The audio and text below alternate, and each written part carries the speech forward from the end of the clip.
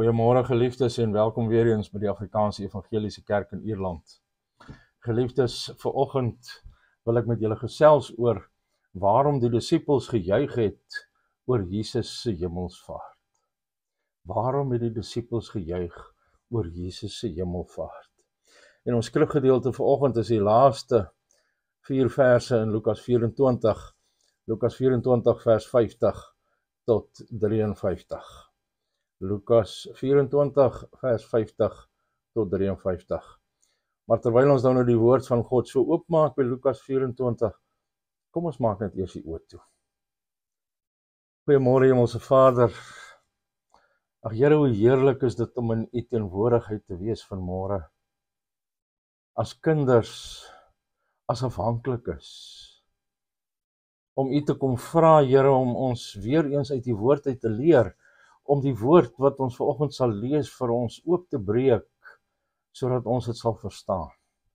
So Here, ek vra dat U elkeen van ons sal seën met geopende ore om te hoor, met 'n geopende verstand om te verstaan, 'n geopende hart om die boodskap te bewaar. Here, en ek vra ook dat U my sal seën op 'n spesiale manier deur my lippe aan te raak en deur my te spreek. In Jesus naam, amen. Geliefdes, kom ons lees dan nou, Lukas 24 vanaf vers 50. Daarna het hy hulle uit die stad uitgelei tot by Betanië. Daar het hy sy hande opgehef en hulle geseën. En terwyl hy hulle seën, het hy van hulle af weggegaan en is hy in die hemel opgeneem. Hulle het hom aanbid en met groot blydskap na Jerusalem toe teruggegaan.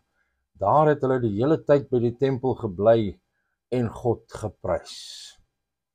Geliefdes, ons lees tot sover, mag die Here vanoggend weer sy woord op 'n baie spesiale manier aan ons seën.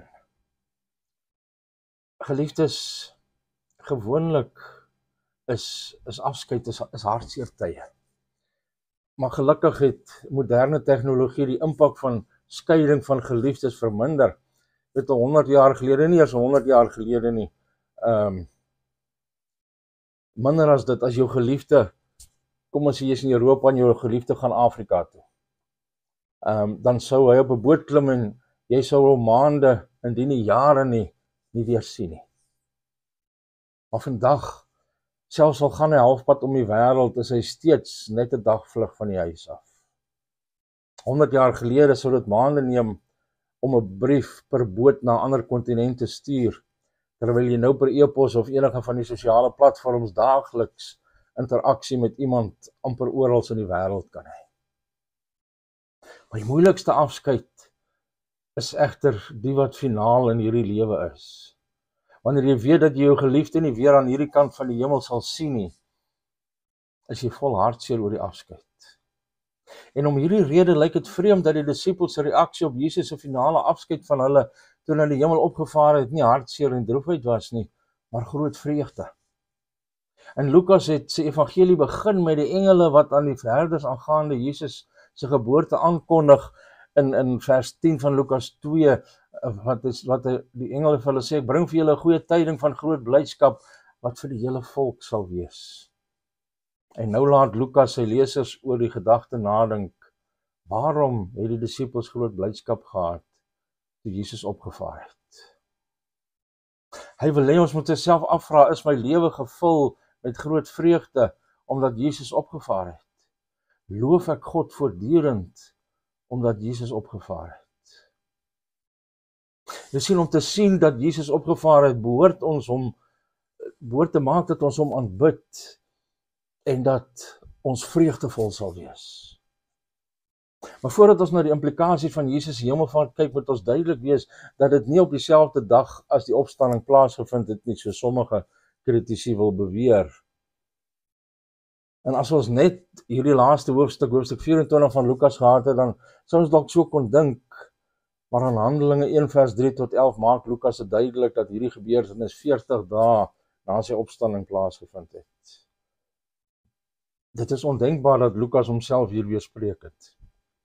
Die twee weergawes kan nie in stryd wees met mekaar nie. En daar is ten minste 3 redes waarom Jesus se hemelvaart ons moet laat aanbid en bly wees. En die eerste As Jesus die hemelvaart moet ons laat aanbid en bly wees, want dit dui op die voltooiing van sy aardse bediening.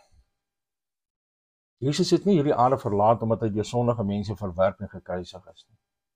Hy het nie gesê, as dit die manier is waarop julle my gaan behandel, dan is ek weg hier. Hy het nie in nederlaag of frustrasie vertrek nie. Hy het vertrek omdat hy die werk volbring het waarvoor die Vader hom gestuur het, soos Johannes 17 vers 4 sê. Die nag voor sy dood het Jesus vir sy disippels gesê, ek het van die Vader gekom en ek is hier in die wêreld, nou verlaat ek weer die wêreld en ek gaan na die Vader toe. In Johannes 16:28. Ja, wat was die werk wat Jesus in hierdie wêreld gekom het om te volbring? Gelukkig is dit nie iets waaroor ons hoef te spekuleer nie. Die engel het dit vir Josef baie duidelik gesê in Matteus 1 vers 21 toe gesê het, hy sal sy volk van hulle sondes verlos. En die probleem van die mensdom is dat ons rebellie teen God ons van hom geskei het. Deur Adam se sonde is die hele mensdom in sonde gedompel en die straf daarvoor is die dood. Ons sien dit duidelik in Romeine 5 vers 12 byvoorbeeld. En geen hoeveelheid goeie werke of boetedoening kan ons sondes wegneem en ons met die heilige God versoen nie. Met ander woorde, ons is verlore en ons het 'n verlosser nodig. Ons kan onsself nie red nie. En die sending van Jesus, soos hy dit in Lukas 19 vers 10 stel, is om te soek en te red dit wat verlore was. En soos Lukas 1 vers 26 tot 38 duidelik maak, was Jesus se geboorte geen gewone menslike geboorte nie. Inteendeel, in 'n vrou wat nie gemeenskap met 'n man gehad het nie, is Jesus verwek deur die wonderbaarlike krag van die Heilige Gees wat oor haar gekom het, sodat Jesus uniek die Seun van God is, God in menslike vlees. En deur sy heilige lewe geleef in afhanklikheid van die Vader, het Jesus vir ons gewys hoe mans en vroue moet leef. En deur sy offerdood aan die kruis het hy die straf vir ons sonde betaal. Sy liggaamlike opstanding uit die dood is bewys dat God sy offer aanvaar het en dat God se volle goedkeuring op Jesus sy gesalfde rus. En dus gee die opgestane Christus nou sy disippels die opdrag om bekering vir vergifnis van sondes in sy naam aan al die nasies te verkondig, beginnende in Jerusalem, het ons gesien in vers 47. En Jesus se hemelvaart was die vervulling van die profesie wat hy aan die Joodse leiers tydens sy verhoor gemaak het in hoofstuk 22 vers 69 toe gesê het, maar van nou af sal die Seun van die mens sit aan die regterhand van die krag van God. En daar, nadat hy een offer vir alle tye vir sondes gebring het, wag hy op die tyd wat die Vader bepaal het om sy vyande 'n voetbank vir sy voete te maak. Ons sien Psalm 100 vers 1, 1 Korintiërs 15:25 en Hebreërs 10 vers 12 tot 13. En soos die skrywer van Hebreërs in hoofstuk 1 vers 13 sê, het God nooit vir enige van die engele gesê dat hulle aan sy regterhand moet sit totdat hy hulle vyande 'n voetbank vir hulle voete gemaak het nie. Maar van Jesus, die Seun van God, sê hy, en dit sien ons dit in Hebreërs 1 vers 8, u troon, o God, staan vir ewig vas, met u koninklike scepter, laat u reg geskied. Jesus, die ewige God, het menslike vlees aangeneem vir ons verlossing. Die feit dat hy nou opgevaar het na die hoogte, sit aan die regterhand van die Vader, wys vir ons dat hy sy sending op aarde volbring het. En dit behoort ons harte te vul met aanbidding vir hom en groot vreugde. En dis die eerste keer dat Lukas spesifiek sê dat die disippels Jesus aanbid het. En as Jesus werklik opgestaan het en na die hemel opgevaar het, soos wat hulle gesien het, dan kan ons by hulle aansluit in aanbidding en groot vreugde. Dit beteken dat ons sondes in sy naam vergewe is. Ons geniet nou versoening met God deur Jesus se bloed. Ons het nou hoop in beide hierdie lewe en ander kant die graf, want Jesus is aan die regterhand van die Vader namens ons en wag op die dag wanneer hy weer in krag en heerlikheid sal kom om ons na homself te neem. Ons kan hom aanbid en juig omdat sy aardse bediening voltooi is. En Jesus se hemelvaart behoort ons te laat aanbid en juig, omdat dit die begin van sy hemelse bediening aandui. Jesus het vir die disippels in die bofortrek gesê, aangaande sy weggaan van hulle en hulle aanvanklike hartseer, het hy in Johannes 14 vers 28 vir hulle gesê, as julle my lief gehad het, sou julle bly gewees het dat ek na die Vader gaan, want die Vader is groter as ek. En hier, soos party mense sê, het hy nie sy goddelikheid ontken nie, maar hy het eerder verwys na die beperkings van sy menslikheid. Want gedurende die tyd van sy aardse bediening het Jesus homself vrywillig beperk in afhanklikheid van die Vader. Sy heerlikheid was versluier. En hy het hom aan die Vader se wil onderwerp, insluitend die kruis. Want deur na die Vader terug te keer, sou hy herstel word na die plek van heerlikheid en mag, wat syne was voor die grondlegging van die wêreld. En soos hy beloof het, sou hy die belofte van die Vader, die Heilige Gees, op die disippels stuur, om hulle te bemagtig vir die lewe en bediening. Daar's baie aspekte van Jesus se hemelse bediening, maar ek wil ons moet net 5 oorweeg vanmôre. Die eerste, Jesus se hemelvaart het sy verheerliking met sy Vader hervat. In Johannes 17 vers 5, net voor die kruisiging, het Jesus gebid, verheerlik U my ook nou by U Vader, met die heerlikheid wat ek by U gehad het, voordat die wêreld bestaan het. En Jesus het daardeur beweer dat hy vooraf bestaan het met God en een in heerlikheid met God was en dus die wese van God self besit het. Jesus se gebed is vervul deur sy dood, deur sy opstanding en sy hemelvaart. Petrus, Jakobus en Johannes het 'n kort kykie gekry van Jesus se heerlikheid op die berg van verheerliking, maar nou is Jesus deur die tyd van sy vernedering herstel tot die ontoeganklike heerlikheid wat aan God alleen behoort. Die apostel Johannes het nog 'n kykie gekry van Jesus se heerlikheid in Openbaring 1 vers 12 tot 16. En sy reaksie was nie om te sê, o hallo Jesus, dis lekker om jou weer te sien nie. Hy het eerder soos 'n dooie man aan sy voete geval. Die heiliges in die hemel is rondom God se troon vergader, waar hulle aanhoudend sê, aan hom wat op die troon is en aan die lam behoort die lof en die eer, die heerlikheid en die krag tot in alle ewigheid. Openbaring 5 vers 13. Jesus het opgevaar na die hoogte waar hy die heerlikheid van die Vader deel. En die feit dat Jesus nou opgevaar het na die regterhand van die Vader en dat hy sy voorgeïnkarneerde heerlikheid hervat het, maar nou in 'n menslike liggaam, gee ons hoop dat hy ons sal neem om by hom te wees. In ons opgestane liggame sal ons eendag sy heerlikheid deel. Jesus is die eerste mens in heerlikheid. En dus het ons die versekering dat hy ons liggame sal transformeer en ons na die hemel sal neem om by hom te wees. En dan tweedens, Jesus se hemelvaart het sy voorspraakbediening vir sy mense begin. Want Jesus is nou in die regterhand van God waar hy vir ons intree, sê Romeine 8 vers 34 en Hebreërs 7 vers 25. En hierdie voorbidding behels nie net die aanbieding van ons versoeke en behoeftes vir die Vader nie. Hy bied ook sy bloed aan in die teenwoordigheid van die Vader as die versoening vir ons sondes. Dit leer ons in Hebreërs 9 vers 24 en ons sien dit in 1 Johannes 2 vers 1 en 2. En daarom het ons voortdurende toegang tot God deur Jesus wat ons voorspraak is. Het jy al iets deur 'n hoë regeringsamptenaar moes doen? Indien wel, dan weet jy dat 'n verbintenis die proses aansienlik kan bespoedig. Wat ek bedoel is, as jy iemand ken wat toegang het tot die topamptenaar wat jy moet sien, dan gaan jy makliker 'n afspraak kry.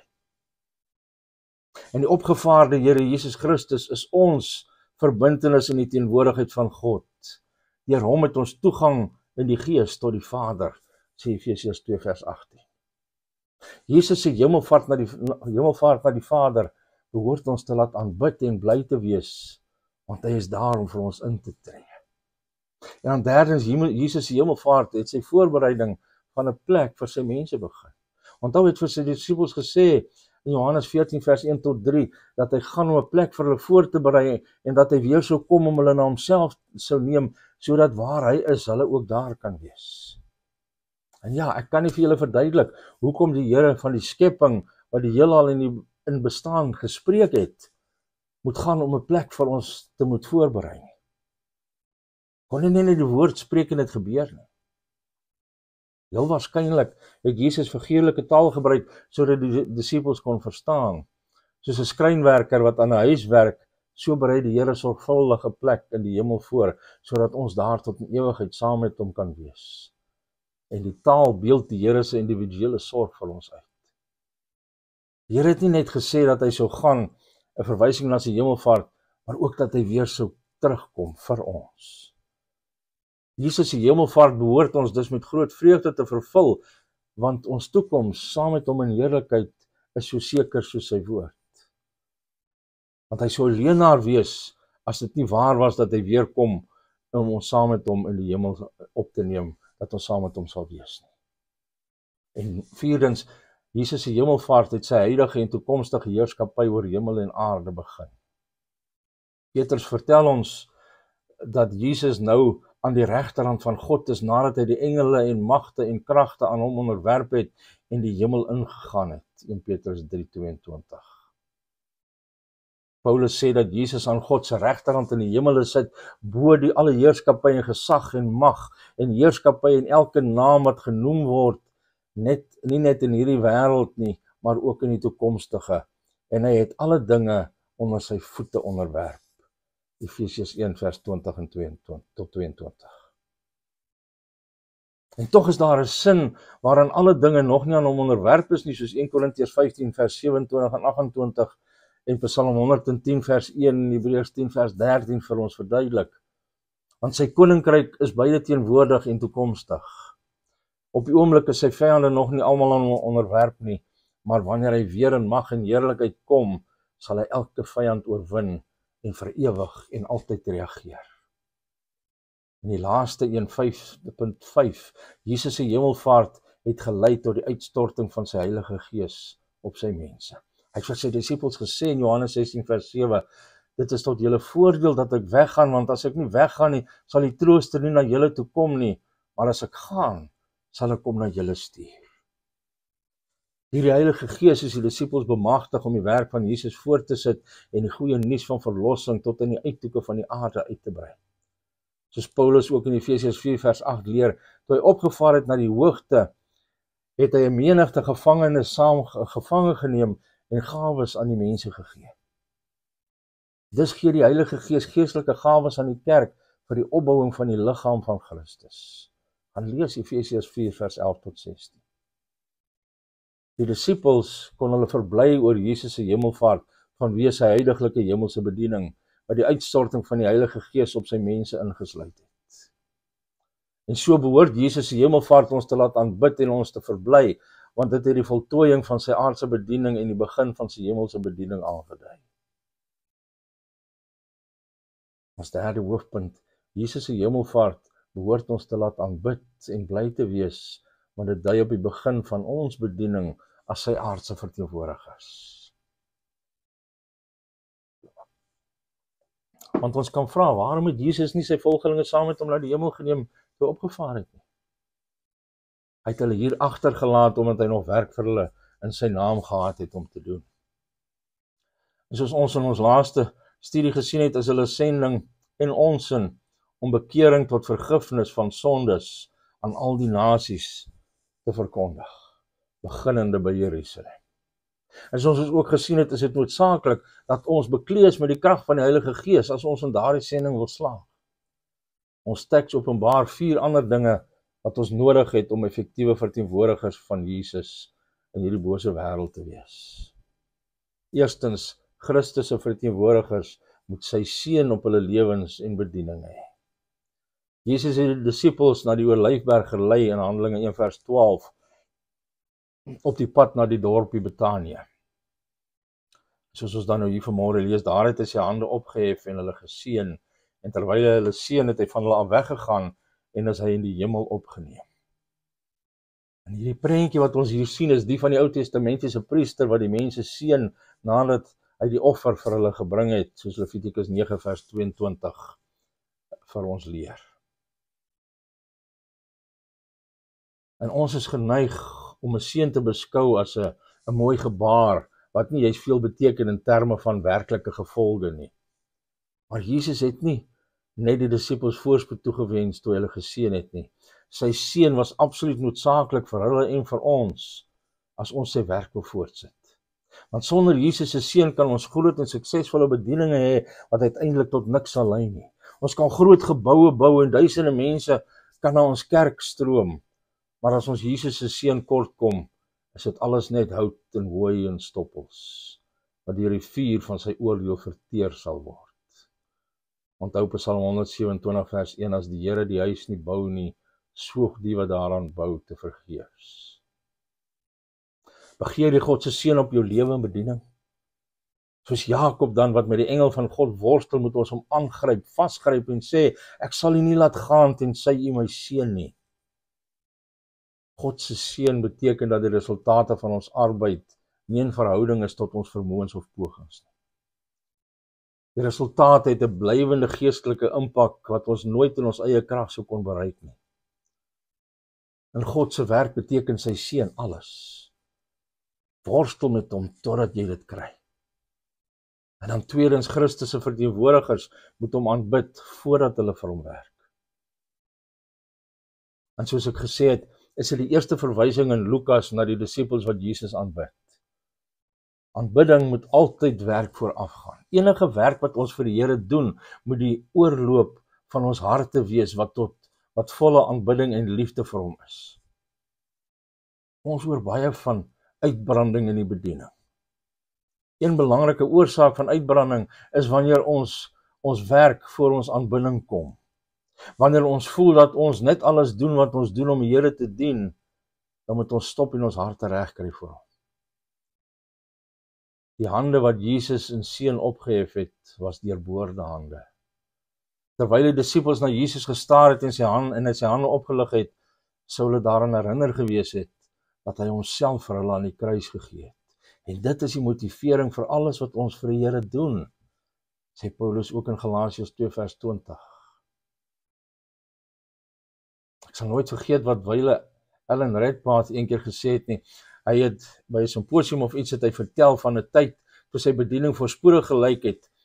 En hy het spreekgeleenthede van reg oor die wêreld gehad. En dit het gelyk asof alles waarvoor hy in die bediening gedroom het, waar geword het. Maar te midde van hierdie tyd van voorspoed, het hy skielik in die hospitaal beland met 'n beroerte. En sy hele bediening is tot stilstand geruk. Hy kon geen spreekopdragte aanvaar nie, hy kon geen boeke skryf nie, al wat hy kon doen was om daar in die bed te lê. En hy vertel dat hy uitgeroep het, Here, hoekom dit, hoekom nou? Hy het gesê dat die Here hom geantwoord het of hom gesê het, Ellen, jy het jou werk voor jou aanbidding geplaas. En as 'n mens dit lees, dan dink jy, maar hierdie man se werk was die Here se werk. Hy was nie een of ander van hierdie gladdeweg TV-predikers met 'n vlak selfsugtige bediening wat oor geld en eie waan gaan nie. Hy was 'n godvrugtige man.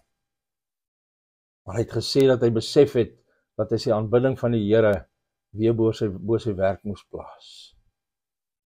En in 'n soortgelyke trant het John G. Mitchell geskryf in die Moody Monthly, het hy gesê, net soveel as wat ons werklik aanbid, net soveel sal ons vir hom getuig.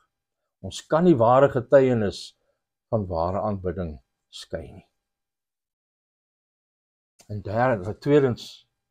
derdens, Christus se verteenwoordigers moet sy vreugde onderlê in hulle bediening.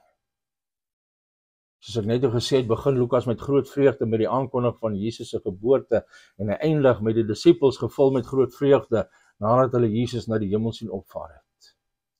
En vreugde is 'n tema dwars deur die boek van Lukas, maar nêrens word dit meer beklemtoon as in Lukas 15 nie, waar daar vreugde in die hemel is oor een sondaar wat hom bekeer. Ons sien dit in Hoofstuk 15 vers 7 en weer in vers 10, en waar die vader van die verlore seun sê, maar ons kan tog nie anders as om fees te vier en bly te wees nie, want hierdie broer van jou wat was dood en hy lewe weer, hy was verlore en ons het hom teruggekry, in vers 32. As gelowiges moet ons met groot vreugde gevul word, as ons dikwels dink aan die feit dat Jesus Christus ons al ons sondes vergewe het. Ons vreugde word vermenigvuldig elke keer as ons hoor van nog 'n sondaar wat tot bekering kom. En soos ons verlede week gesien het, is ons missie om onder die nasies die goeie nuus te verkondig dat as mense hulle van hulle sondes bekeer, hulle God se volkomme vergifnis sal ervaar. Ons vreugde om die Here Jesus te ken, is die basis van ons getuienis vir hom. As jy vreugde kort kom, dan moedig ek jou aan om elke dag die psalms te lees. En al die verse oor vreugde en blydskap en lofprysing, skryf dit sommer op, so hierdie 3x5 kaarte wat mens koop, skryf dit daarop neer. Plak dit teen jou muur. Rig jou gedagtes op die dinge daarbo waar Christus aan God se regterhand is, soos Kolossense 3 vers 1 tot 4 vir ons sê. Hy is daar, nadat hy vergifnis vir al jou sondes bewerkstellig het, en hy tree vir jou in, met alle mag en gesag in die heelal. Moenie rus totdat hy jou sy vreugde gee nie. En wanneer hy dit doen, sal daardie vreugde ander deur jou na die verlosser trek. Hulle sal dit sien, hulle sal dit wil hê. En dan laastens, Christus se verteenwoordigers sal hom seën van wie sy groot seëning aan hulle. Ons sien in vers 50 het Jesus die disippels geseën, en vers 53 is die disippels in die tempel en seën hulle God voortdurend. Want die woord wat praat van lofprysing is ook die woord wat seën beteken. En Lukas wil wys dat die kerk, alhoewel dit na die nasies moet uitreik, sy wortels in die tempel in Jerusalem gehad het. Dit was nie 'n radikale wegbreek van Judaïsme nie, maar eerder die vervulling van sy vele profesieë. Jy weet, toe die herders gegaan en die baba Jesus gesien het, het hulle weggegaan en God verheerlik en geprys, sien ons in hoofstuk 2 vers 20. En so hier aan die einde, wanneer die disippels die opgestane en opgevare verlosser sien, dan gaan hulle weg en hulle prys. So ek sê wat letterlik seën beteken in hierdie konteks. God het ons geseën met al die beloftes van sy woord, en ons loof God weer in reaksie daarop. Dis soos wanneer my kinders vir my 'n Kersfees of verjaarsdag geskenk sou gegee het, en waar het hulle die geld gekry om dit te doen? Hulle het die geld van pa afgekry.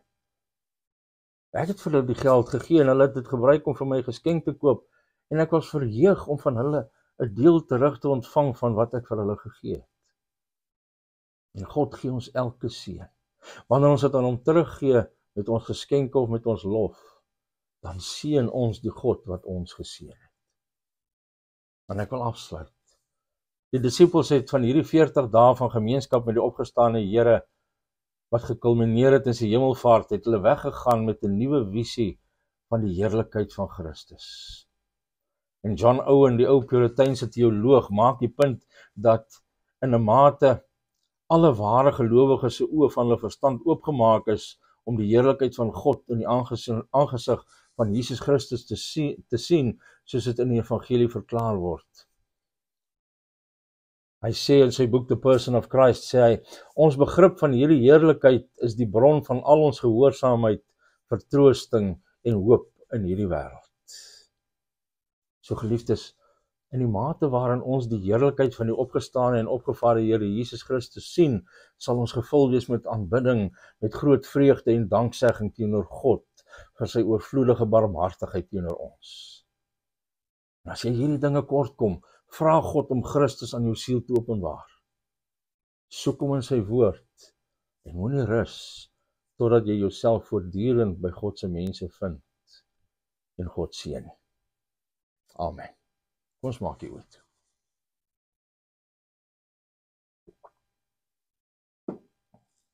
Here, ons is vanmôre met groot vreugde vervul. Want ons weet, omdat Jesus opgevaar het hy nie net die belofte van die Heilige Gees vir ons gestuur nie, maar het hy dit ook vas en seker gemaak dat hy sal terugkom om ons te kom haal na die woning wat hy vir ons voorberei het. Here, gee ons dan nou dieselfde vreugde wat die disippels ervaar het, sodat ons U ook met lof en eer kan seën en kan aanbid. In Jesus naam. Amen. Geliefdes, baie dankie dat julle saam geluister het en mag hierdie vir julle net so groot voeding vir julle siel wees, sodat dit vir my was terwyl ek aan hierdie boodskap gewerk het. Mag julle ook hierdie vreugde ervaar en saam met die disippels juig oor Jesus se hemelvaart. En mag julle 'n wonderlike Christusgevulde dag en 'n Christusgevulde week beleef. En as die Here wil, kom ons volgende Sondag weer by mekaar om weer uit sy woord uit te leer. Maar tot dan, mag die Here met julle wees. Mag hy julle seën. Shalom.